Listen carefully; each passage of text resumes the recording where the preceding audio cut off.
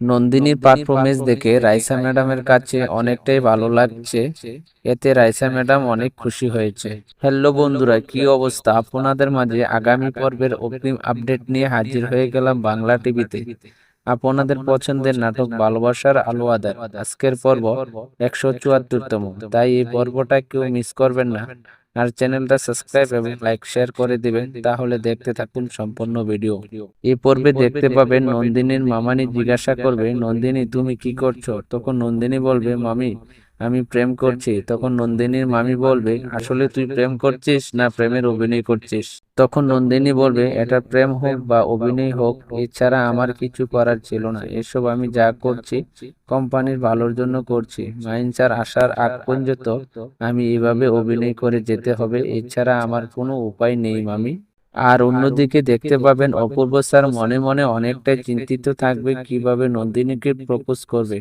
অপূর্ব অনেকটা কনফিডেন্স নিয়ে নন্দিনীর কাছে আসবে বলার জন্য যে আমি তোমাকে ছাড়া কিছু ভাবতে পারছি না, যা কিছু ভাবছি সব ভাবনাতে শুধু তুমি। তাই আমি আর দেরি না করে আমি তোমাকে সরাসরি বলে দিতে চাচ্ছি আমি তোমাকে ভালোবাসি। তুমি আমার ভালোবাসায় কি গ্রহণ করবে? এসব বলতে দেখবেন অপূর্ব স্যারকে। আর অন্যদিকে দেখতে পাবেন শাহিন এবং জ্যোতি অনেকটা আনন্দ মুহূর্ত কাটাবে। শাহিন এবং জ্যোতির কাছে মনে হবে এরকম আনন্দ এর আগে মনে হয় পায় নাই।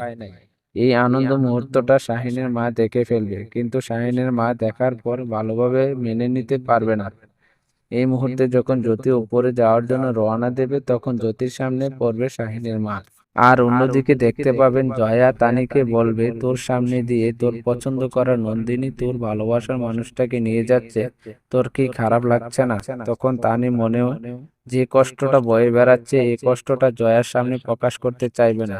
তানি চাইবে জয়াকে কিভাবে অন্যভাবে বুঝিয়ে এখান থেকে চলে যেতে পারবে, সেটাই করবে তানি।